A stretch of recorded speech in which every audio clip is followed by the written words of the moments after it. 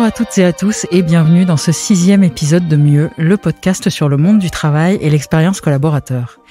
Les nouvelles technologies et les nouveaux modes de collaboration aidant, le travail s'est déplacé ces dernières années autant dans le temps que dans l'espace. Il s'est invité au domicile des collaborateurs, il a trouvé une place dans leurs soirées et leurs week-ends, il a aussi permis de mettre à leur agenda des envies et des contraintes personnelles au milieu d'une journée de travail. Pour autant, est-il possible de travailler à 100% où l'on veut et quand on veut ? Qu'est-ce que cela implique dans l'organisation des entreprises ? Et cette nouvelle possibilité pour une partie des télétravailleurs est-elle source d'inégalités entre les différents corps de métier ? Nous accueillons aujourd'hui Xavier Demazno, fondateur de The Village, le média pour repenser et transformer le travail, qui vient nous apporter son éclairage sur une question que beaucoup se posent. Peut-on s'affranchir du temps et de l'espace en entreprise ? Bonjour Xavier Demazno. Bonjour. Avec l'évolution des technologies, des modes de collaboration et bien sûr avec la crise sanitaire liée à la Covid-19, le travail sort plus que jamais des murs de l'entreprise. Je le disais en introduction, il a investi le domicile des collaborateurs, les soirs, les week-ends. La révolution est-elle en marche ? Oui et non. Oui, elle est en marche parce qu'on l'a vu en 2020, l'accélération sous la contrainte du travail à distance, et en particulier le travail à domicile. Et puis non, parce que c'est un phénomène qui existait déjà avant, mais qui était souterrain. Ce qui est certain, c'est que ça a connu un grand coup d'accélérateur. Ça a commencé juste avant la Covid. Je ne sais pas si vous vous souvenez, avec les grèves SNCF fin 2019, début 2020, on commençait à avoir des entreprises qui recommandaient le télétravail ou qui, puisque la grève durait un peu de temps, avait commencé à s'organiser en télétravail en catastrophe. Et puis là, on a vraiment connu un coup d'accélérateur. On a connu, après la fin du premier confinement, un reflux, parce que les entreprises sont mis à respirer, se sont dit c'est fini, on va retravailler comme avant. Mais on voit, on pourra peut-être développer, mais que c'est un phénomène qui s'inscrit et qui va s'inscrire dans le temps. Et qui répond peut-être à un désir d'autonomisation qu'on voyait arriver depuis quelques années. Alors, ça, je ne sais pas si on peut dire que ça y répond, mais ça règle une partie de ce problème, parce qu'il y a des tas de gens qui avaient besoin d'un peu de respirer dans leur temps de travail, dans leur organisation de travail. Quand vous faites 1h30 le matin, 1h30 le soir en transport, si vous pouvez vous affranchir de ça quelques jours par semaine, ça fait gagner beaucoup en qualité de vie. Et donc, il y a cette autonomisation de son organisation. Et puis, il y a de l'autonomisation par rapport au statut de salarié. On le voit depuis déjà quelques années, cette attente de vouloir carrément devenir son patron et mener sa vie professionnelle comme on l'entend et ne plus dépendre d'un employeur et d'un salaire. Et alors, qu'est-ce que ce télétravail, cette mutation dans le temps et dans l'espace de travail implique à la fois pour les entreprises et pour les salariés ? Alors, il faut bien différencier le cas de la pandémie, où on s'est mis à télétravailler sous la contrainte, et le télétravail normal. Alors, pendant la pandémie, du jour au lendemain, les entreprises ont dû s'adapter. Elles ont fait comme elles pouvaient, et souvent elles n'avaient pas du tout cette culture du télétravail. Parfois, elles avaient des cultures de management assez hiérarchiques, verticales, cultivant le présentiel. Donc ça a été assez difficile. Et là, chacun a fait comme il pouvait. Et puis, il y avait des entreprises qui avaient cette culture déjà, qui avaient déjà mis en place le télétravail. Et alors là, c'était beaucoup plus facile. Elles ont pu donner des consignes à l'encadrement tout de suite, fournir du matériel aux salariés, comme des ordinateurs ou des sièges, des choses comme ça, des sièges un peu ergonomiques. En temps normal, la contrainte pour l'entreprise, c'est de négocier. On n'impose pas le télétravail de manière brutale.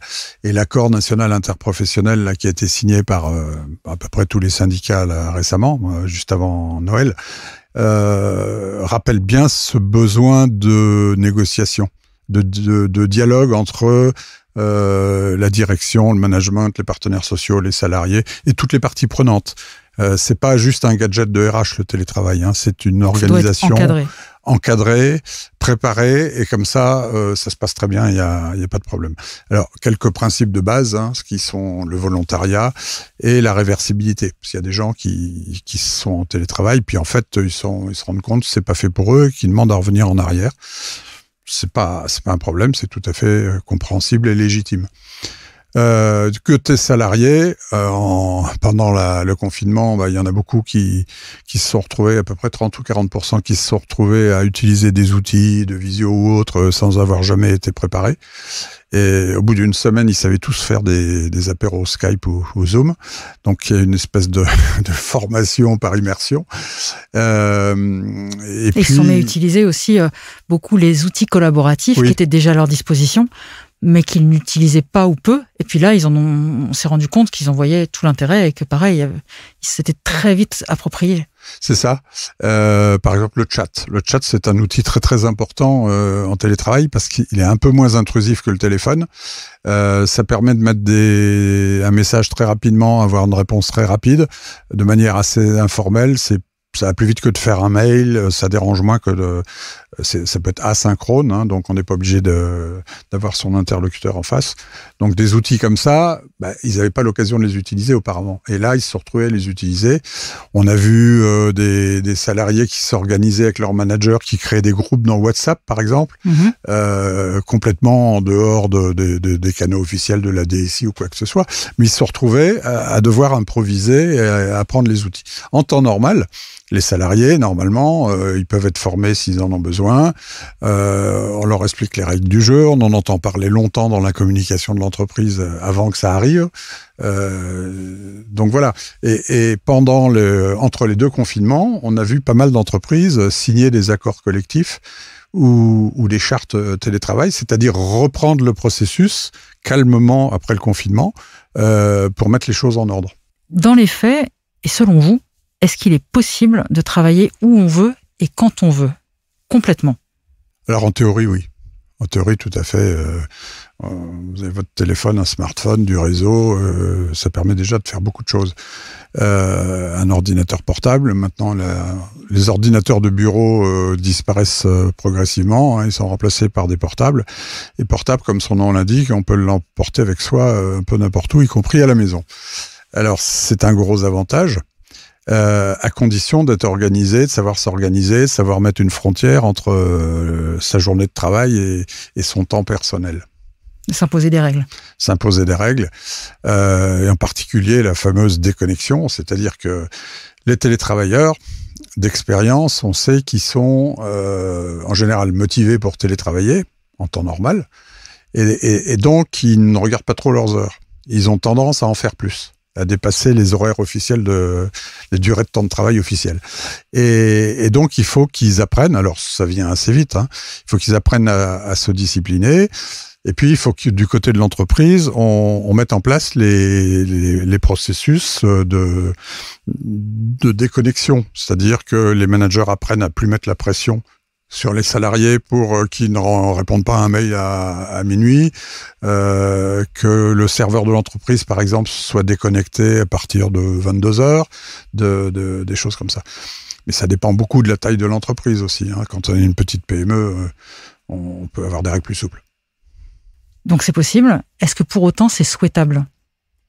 Parce que ma question, elle est induite par le fait que, on l'a vu, le 100% télétravail, pour beaucoup de personnes, c'est compliqué, ça peut être compliqué, pour d'autres ça fonctionne très bien, mais est-ce que c'est est-ce que c'est souhaitable et est-ce que c'est un futur possible ? C'est un présent possible, c'est un présent qui existe dans certaines entreprises. La plupart du temps, ce sont des entreprises plutôt techno, jeunes, start-up, qui sont nées comme ça, avec des jeunes, des jeunes célibataires qui n'ont pas trop de vie familiale à gérer, donc qui s'en fichent un petit peu de leurs horaires de travail. Ils peuvent s'arrêter de travailler, reprendre plus tard. Ça leur pose vraiment pas de problème. Quand on est une grande entreprise déjà structurée, qu'on a des milliers de salariés, c'est pas très jouable, c'est pas très souhaitable. Mais si on reprend la question autrement, moi je crois que la vraie question, c'est est-ce qu'on est prêt à ne plus prendre les salariés pour des enfants et à leur laisser de l'autonomie, laisser de la liberté dans leur organisation de travail. C'est-à-dire que celui qui sait, c'est le salarié. C'est lui qui sait s'il a envie télétravailler ou pas. S'il a envie de télétravailler 1 jour, 2 jours, 3 jours par semaine, c'est probable que s'il habite à 3 heures de son lieu de travail, ça l'arrange de télétravailler assez souvent. Et puis il y en a d'autres qui supportent pas que le travail rentre chez eux. C'est tout à fait respectable. Mais dans ce cas-là, peut-être que la solution, c'est d'ouvrir le télétravail à des espaces partagés, des espaces de coworking, des bureaux partagés, tout près du domicile. Ça peut être une alternative pour pas être au bureau, mais pas faire 2 heures de transport pour aller au bureau, mais pas non plus être à la maison. Pas être tout seul. Pas être tout seul. Se recréer un collectif de travail choisi. Et donc, laisser les gens choisir. Voilà. Moi, je pense que c'est la bonne réponse. Qu'est-ce que le travail à distance implique sur le plan de la mesure de la performance des collaborateurs ? Paradoxalement, je dirais que c'est plus facile de l'évaluer. Parce que Pourquoi ? Vous êtes obligé de manager vos salariés, non pas au temps passé, mais de les manager par objectif.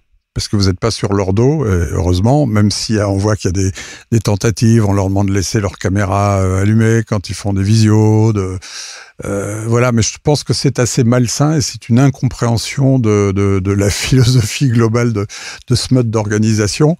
C'est plus facile de les évaluer parce qu'ils doivent rendre des livrables. S'ils ne rendent pas, ça se voit. S'ils rendent en retard, ça se voit. Si le livrable n'est pas de bonne qualité, on peut l'évaluer objectivement. Seul le résultat compte. Donc voilà, pour résumer, seul le résultat compte. Et ça, c'est assez facile. Alors, à condition que ces objectifs soient définis ensemble. C'est-à-dire, ils ne sont pas imposés. Parce que peut-être que le manager va sous-évaluer ou surévaluer la charge. Donc il faut que ça soit défini au préalable entre le collaborateur et le manager. Mais dans ces conditions-là, c'est une bonne solution d'évaluation du travail. L'une des vertus du télétravail, dit-on, c'est de faciliter l'organisation de la vie personnelle. Alors, est-ce que ça c'est vrai ? Et si c'est vrai, jusqu'où est-ce qu'on peut pousser le curseur ? Alors là, ça dépend encore, est-ce qu'on est en temps normal ou est-ce qu'on est pendant la pandémie ? Pendant la pandémie, il y a des gens qui commençaient à fatiguer, hein. Peut-être pas à cause du télétravail, mais à cause du contexte, de pas voir les collègues, de pas se déplacer, de pas pouvoir aller au bistrot, de pas décompresser, quoi.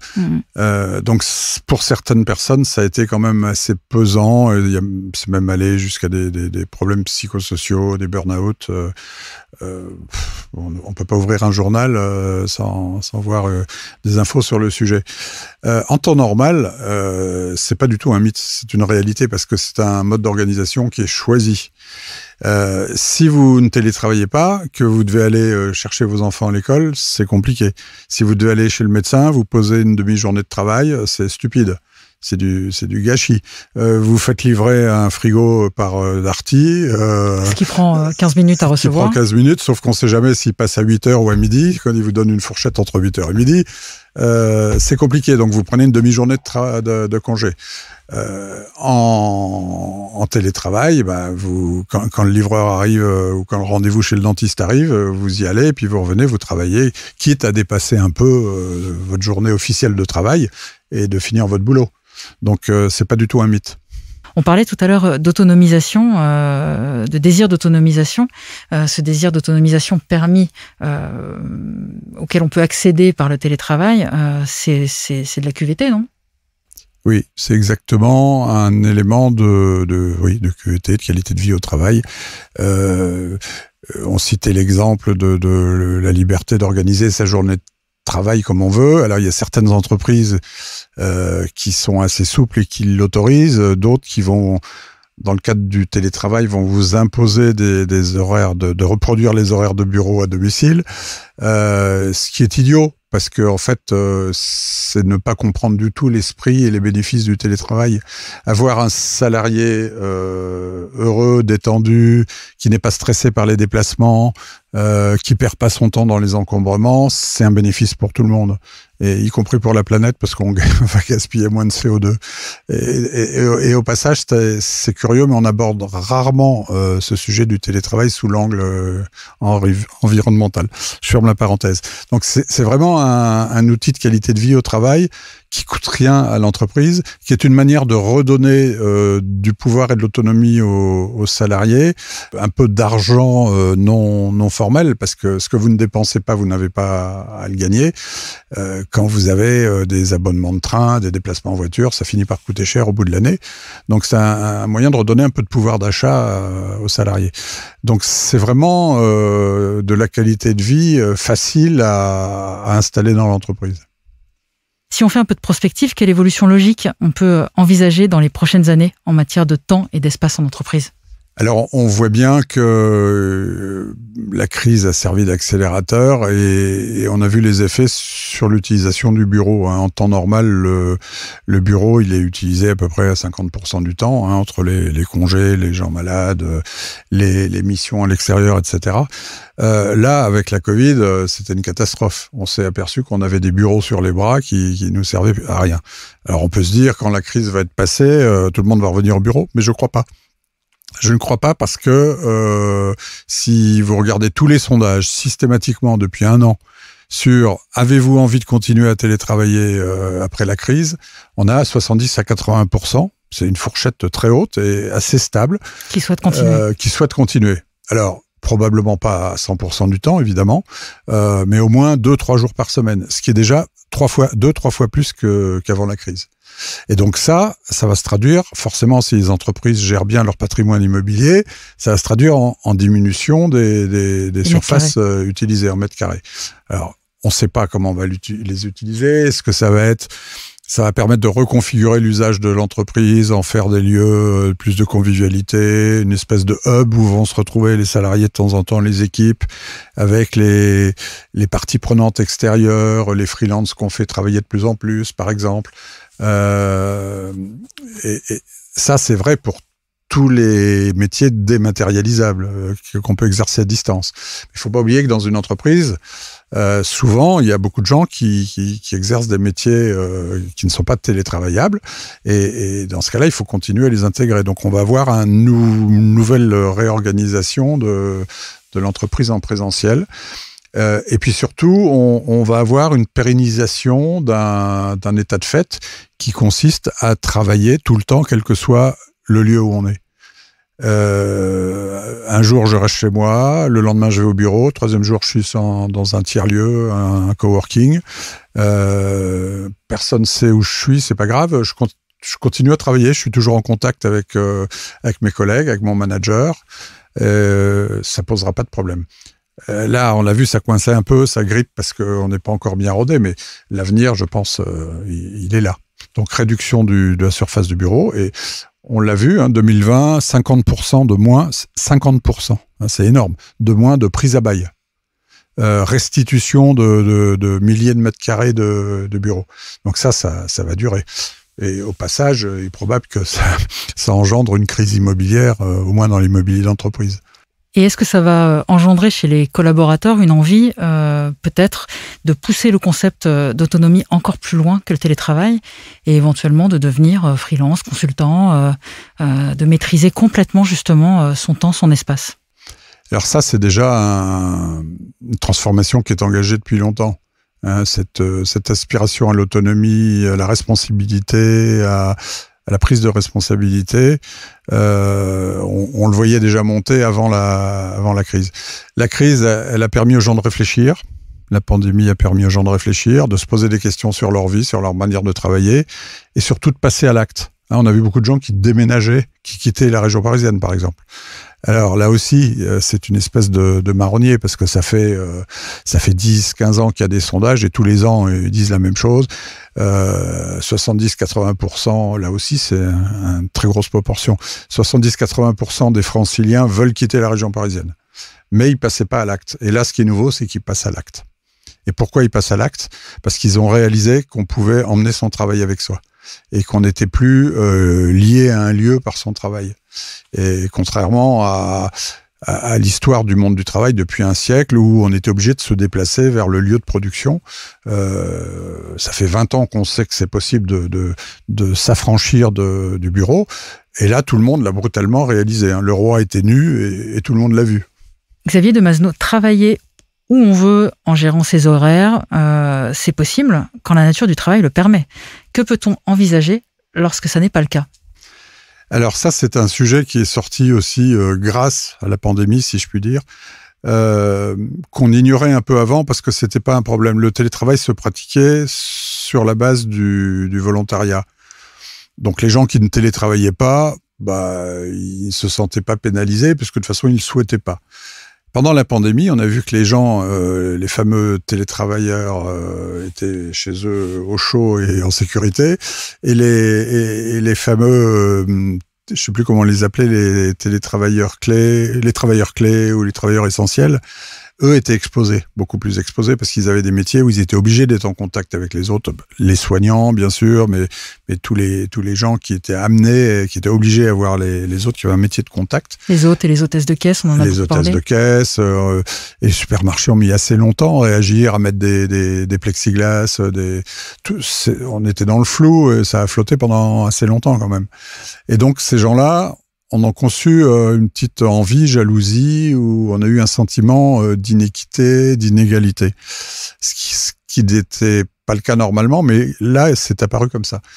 Ça a été discuté par les partenaires sociaux quand ils ont renégocié l'accord national interprofessionnel à la fin 2020. Et des solutions qui sont apparues sont des compensations pour les non-télétravailleurs. Qui seraient de quel ordre ? Qui peuvent être de plusieurs ordres en des avantages ou des compensations, par exemple en jour de congé, comme on l'a vu, qui sont des avantages en bons d'achat dans le CE, dans le comité d'entreprise, ou des petits avantages comme ça. Mais il faut bien se remettre dans l'esprit que le télétravail n'est pas une récompense en temps normal. C'est juste un mode d'organisation. Et donc, il n'y a pas, en théorie, il n'y a pas de privilégiés qui télétravaillent, de non-privilégiés qui ne télétravaillent pas. Merci Xavier Demazeno. Merci. Le 6e épisode de Mieux, le podcast sur le monde du travail et l'expérience collaborateur touche à sa fin. Je remercie chaleureusement Xavier Demazeno pour cette conversation passionnante.